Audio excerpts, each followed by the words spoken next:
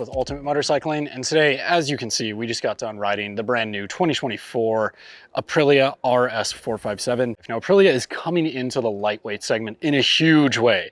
They've not only brought out an all-new bike, and when they say all-new, they truly mean it, which is really bringing some serious firepower to what is considered to be a more financially accessible and also just performance accessible motorcycle class. Now, Aprilia has done a lot of great things here. It's an all new bike, as I mentioned before, so this is a clean sheet design, and that's what we're going to be talking about today. Now, we just wrapped up here at Autodromo di Modena, which is in Modena, Italy, as you guys can probably figure out. But we did a full track day, and we learned quite a bit about this little motorcycle. So stick around, and we're going to talk about it in this first ride review.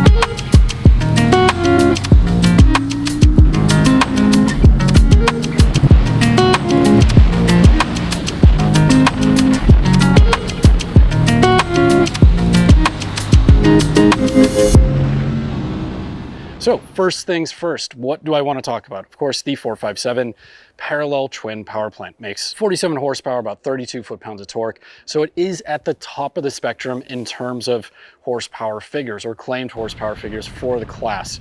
Now, the takeaway here is that it's a bit of a torquey little beast. It's got some good low end, some good mid-range, and it has some nice overrun too when you really get up there.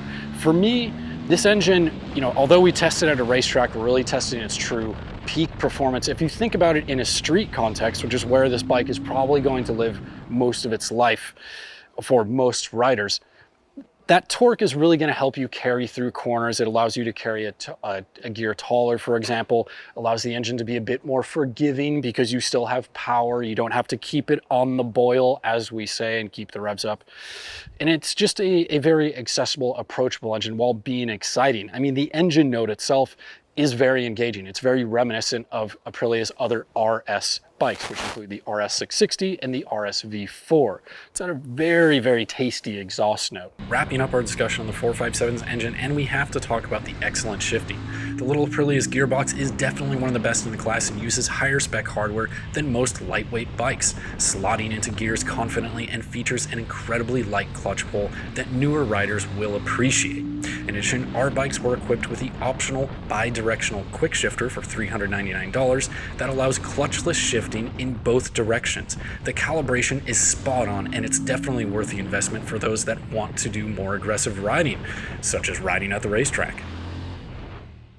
Of course, along with that, you have different ride modes.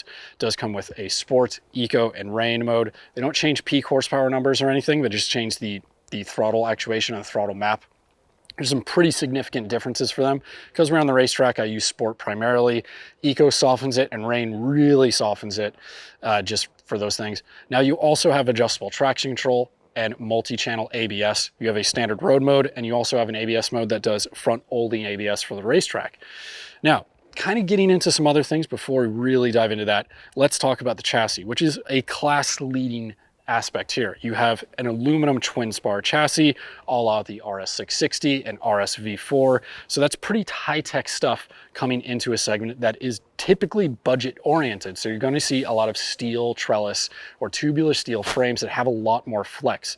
For me, the takeaway with the RS 475 or 457 is the fact that the chassis stiffness is there. You have inherent stability, inherent compliance, and just the thing tips in beautifully. What's really a bit of a joy about this motorcycle is the fact that it's much stiffer than the competition, except for the the RC390, and perhaps the CF Moto 450 SR, which I have not ridden.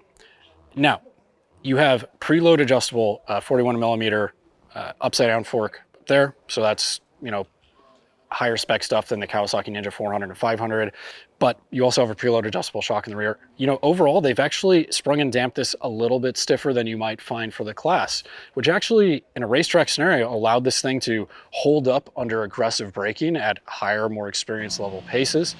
And also, you know, as you're accelerating, not necessarily just squat to oblivion and make you, you know, want to run wide. Overall, I think when you push this thing at a racetrack, even at a pretty hefty pace, because we were running Pirelli Diablo Super Corsa V4 tires, so we had some grippy tires underneath us that were really able to wrangle the horsepower of this bike. You know, the chassis is what speaks to me. And they make that direct connection to the RS 660 and the RS V4 motorcycles. You can also say 210 V4s too. Now, the chassis, in my opinion, I think, even without doing a raw comparison, it's at the peak of the class. You know, the RC 390 is the only thing that's really going to be stepping to it in that regard in terms of functionality, features, and things like that. That said, the KTM actually has more adjustment. Technically, it has compression and rebound on the fork, and then also a semi-adjustable shock in the rear, so preload and rebound. Anyway, really happy with the engine, really happy with the chassis. So what are some of the other features here? Now, obviously, the bike does need to keep budgetness in mind. We do have bi-bree brakes. That's kind of one of my main complaints. We need to contextualize this too. The bi-bree brakes use a 320 millimeter single disc up front. You also have that happy little radial mounted caliper there, which is, again, for the class, higher spec stuff than what we'd normally see. Usually get axial mounted calipers, which don't offer the same level of performance. Braking power is good, even in a racetrack capacity. What could be worked on is this bi-bree master cylinder, but you think about the intended customer. You think about the rider that is coming up, getting their feet wet with riding, trying to understand motorcycling, you know, new to the game, so to speak. These brakes are not going to be aggressive. They're not going to be too bitey, but they're going to have power for the weight and everything else that we're talking about. And speaking of the weight, we're at 386 pounds. So it's not quite the lightest in the class, but is one of the lighter in the class overall. And that weight, going back to the chassis for just 1 second, that lightness comes through because it just wants to snap into corners, not too aggressively, but it can be thrown around. It likes to be muscled just as much as it's a very gentle handling motorcycle if you need it to be. If you roll off and you're just cruising around, you know, getting familiarized with the circuit at more street paces, that agility is going to carry through no matter what. Now, kind of last thing I want to wrap on here is the riding position, and what really speaks to me about that is the fact that it's a more, you know, casual riding position. The rear sets are a la the RS 660. They're connected to the bike in the same way, where it uses the swing arm spindle and mounts up that way, again, to save weight, things like that. But what you get is something that you can cruise around on and be pretty happy. So in a street context, I feel like this bike is going to be just as comfortable as some of the other competitors out there. And it's really between, according to Aprilia, between the Kawasaki Ninja 400 and the KTM RC 390. So they're trying to create that middle ground. You have these riser clip-on style handlebars that have them integrated into the top yoke. But again, wrapping it up here, the chassis, the engine, the comfortability, the fact that you can ride aggressively, have fun, and it's also a pretty casual bike, even in an extreme setting of the racetrack. I think Aprilia has done an excellent job with a newcomer to the class. Now, pricing for the United States is going to be $6,700 and $6,900. So it is a little bit up there in terms of the class overall, but you're getting a lot of bang for the buck because the chassis and the engine, it's going to make for a good comparison story. Now, I'm Nick Stenna. This is Ultimate Motorcycling. If you guys have any questions, go ahead and drop them down below. We'll get you some answers. Last thing I want to tell you guys is go ahead and be safe out there. Now, take care.